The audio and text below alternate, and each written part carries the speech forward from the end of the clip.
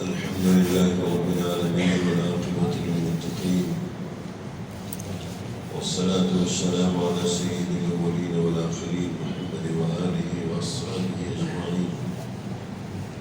أما بعد،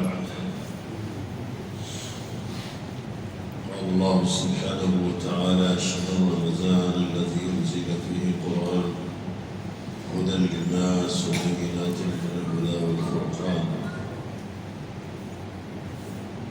صدق الله العظيم. قال النبي صلى الله عليه وآله وسلم: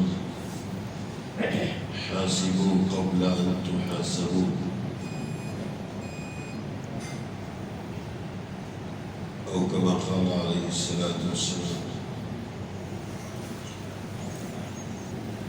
محترم دوستوں اور حاضرین گرامی، رمضان المبارک کا آخری دن اور آخری جمعہ اللہ کے فضل سے ہم کو اور آپ کو نصیب ہوا۔ اس موقع پر کل تو رمضان نہیں رہے گا، آج صرف ایک دن اضافی ہمارے پاس ملا ہے، اور جمعہ کا دن ملا ہے۔ اس میں ہم کو کیا کرنا چاہیے؟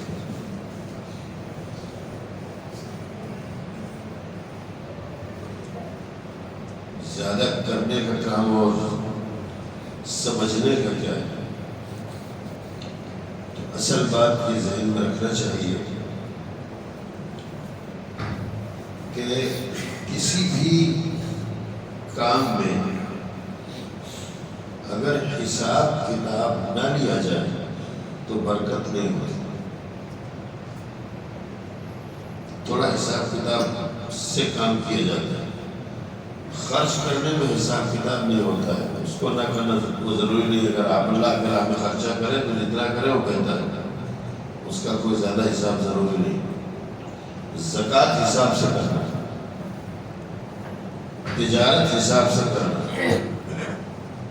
معاملات حساب کتاب سے کرنا۔ تو بہت سی جگہوں پہ ایسا ہے جہاں اللہ کی رضا مقصود ہو، وہاں حساب ضروری نہیں بلکہ ہو سکتا ہے حساب سے کریں گے تو اللہ پاک حساب سے لیں گے، اور بے حساب خرچ کریں گے اللہ پاک بے حساب سے۔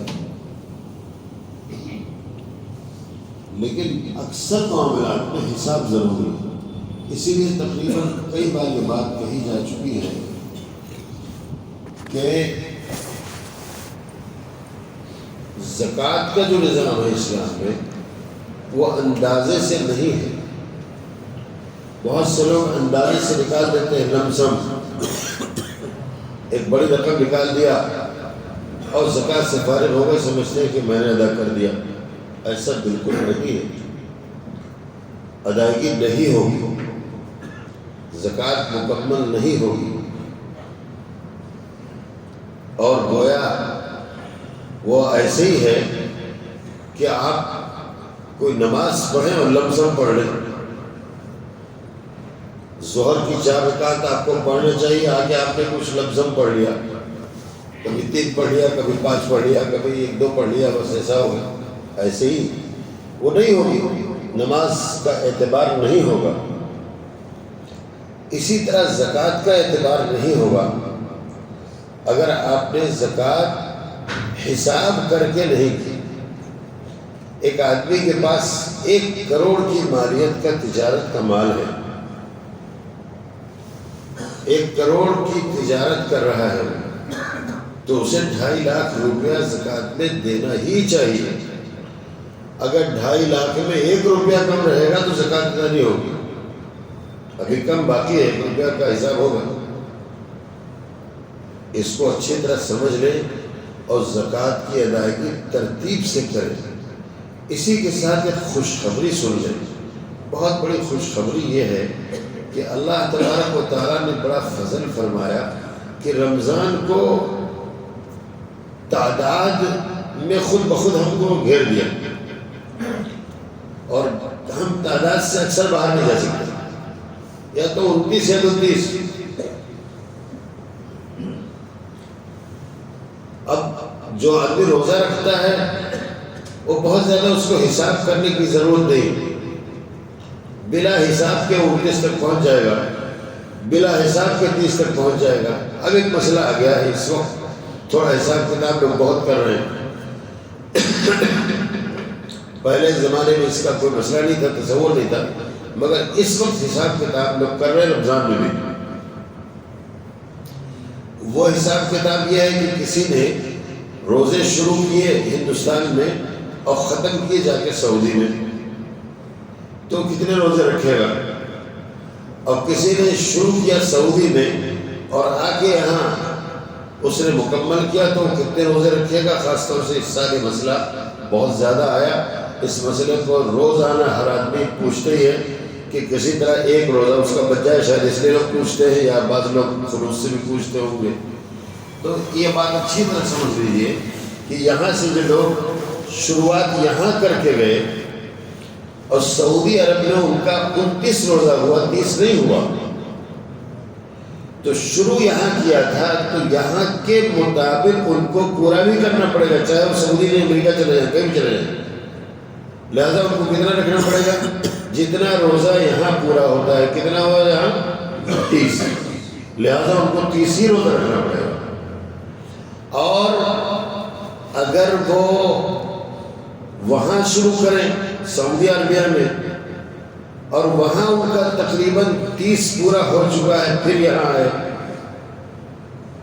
وہاں 30 پورا کر دیا، کل 30 پورا ہو گیا جمعرات کو، وہاں بھی 30 ہی ہوا، اب یہاں آئے، آج پہنچے ہو، اب ان کا یہ 31واں روزہ ہے،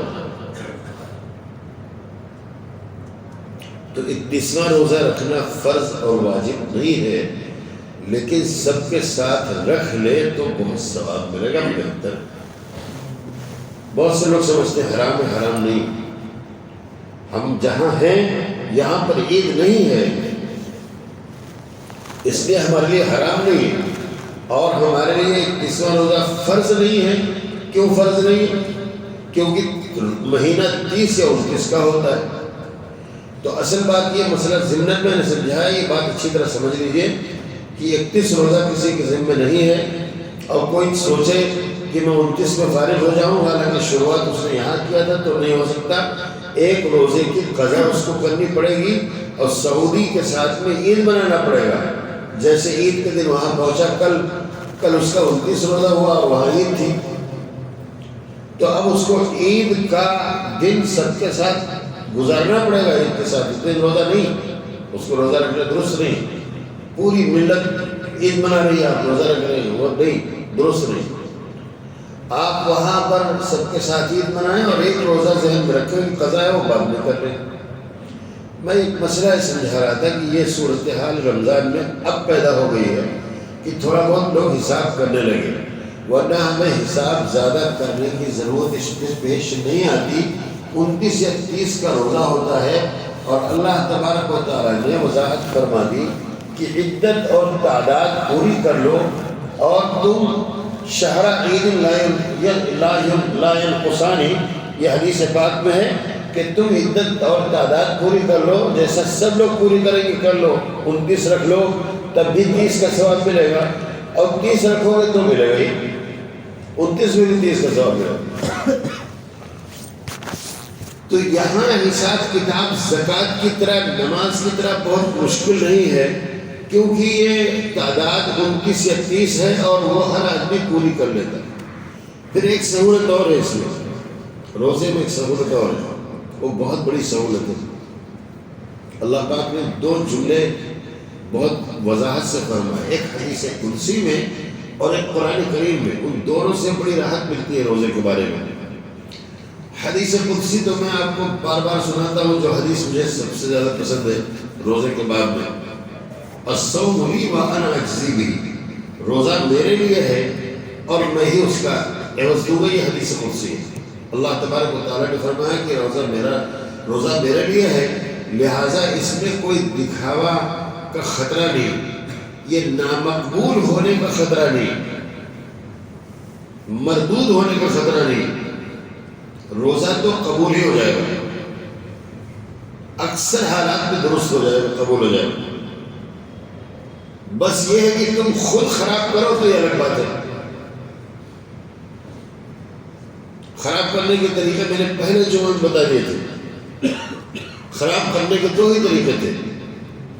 ایک طریقہ تو یہ ہے کہ آپ نے کھا پی لیا، بہت بڑا گناہ ہے، بہت غلط کام ہو گیا۔ لیکن دوسرا طریقہ ہے زبان پہ کنٹرول نہ کرنا، غیبت، چغلی، بیہودہ گفتگو، زبان کو کنٹرول رکھنا، ان تمام چیزوں سے بھی روزہ اصل میں ہم خراب کر دیتے ہیں۔ اگر تھوڑا گناہوں سے بچا کے کسی درجے میں ہم تعداد پوری کر لے جائیں تو قرآن کریم میں دوسرا لفظ ہے وَلِتُكْمِلُوا الْعِدَّةَ وَلِتُكَبِّرُوا اللَّهَ عَلَى مَا هَدَاكُمْ، کہ روزہ میری عبادت ہے، اس میں اخلاص والا خطرہ تو ہے ہی نہیں، جو نماز میں ہے، جو زکوٰۃ میں ہے۔ زکوٰۃ میں ریا شامل ہو جائے تو قبول نہیں، نماز میں ریا اور دکھاوا شامل ہو جائے تو قبول نہیں، روزہ کوئی دکھانے کے لیے بھی رکھے تو وہ قبول ہے، مگر دکھانے کے لیے روزہ مکمل نہیں ہو پائے گا۔ اگر مان لو اندر جا کے اس نے کھانا کھا لیا اور دکھانے کے لیے منہ بنا کے روزہ رکھ لیا تو اس سے ہوگا نہیں۔ روزے کی حقیقت پیدا ہو اور وہ سوچتا ہو کہ یار سب کے ساتھ میں بھی رکھ لوں، تب بھی اس کا روزہ قبول ہے۔ قرآن کریم کے لفظ سے یہ سمجھ میں آتا ہے کہ بہت سارے گناہ خود بہت معاف ہو جائیں گے اور روزے کا زیادہ حساب نہیں ہوگا۔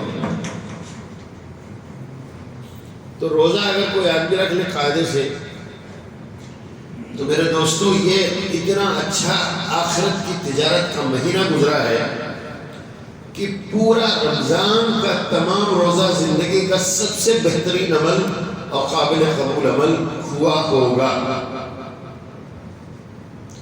لہذا اس کا حساب تو ہمیں اپنے نامہ اعمال میں کرنا ہی چاہیے اور اپنی زندگی کا حساب کرنا چاہیے کہ میری زندگی میں کتنے روزے گزرے، اب تک کیا کیا اعمال کیے۔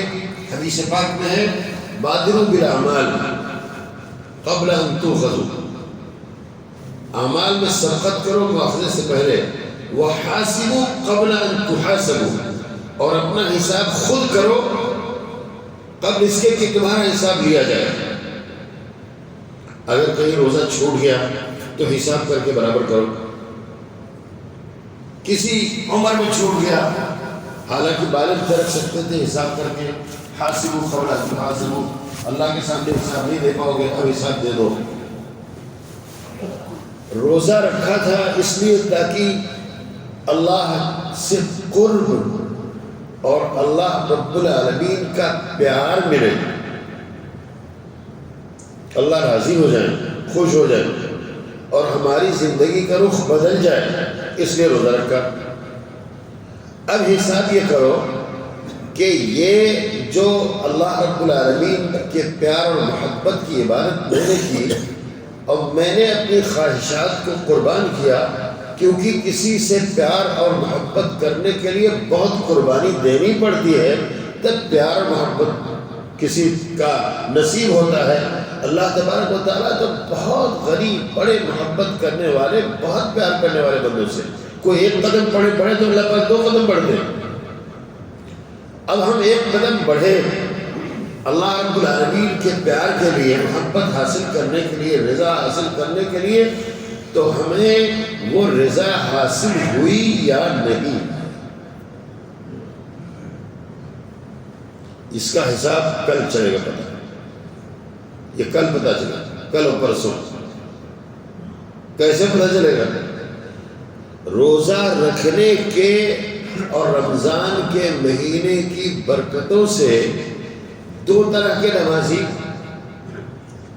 مضبوط ہوئے، ایک وہ جو نمازی نہیں تھے نمازی بن گئے، اور ایک وہ نمازی زیادہ مضبوط ہو گئے جو نمازی تو تھے لیکن لسٹم پھسٹم تھے، ایسے ہی چل رہا تھا۔ لیکن رمضان کی برکت سے پابندی آ گئی، تکبیر اولیٰ نہیں چھوٹی، اہتمام سے جماعت میں شریک رہے۔ اب ان کا معاملہ یہ ہے کہ آج یہ عہد کر لیں اللہ پاک سے، آج موقع ہے، آخری موقع، چانس ہے، اللہ پاک جس طرح میرا رمضان گزرا ہے، میرے اللہ میری زندگی اسی طرح گزر جائے، نمازوں کی پابندی ہو، نمازوں کا اہتمام ہو، گناہوں سے دوری ہو، آپ کی رضا کے لیے کام ہو، آپ کی ناراضگی کا کام نہ ہو۔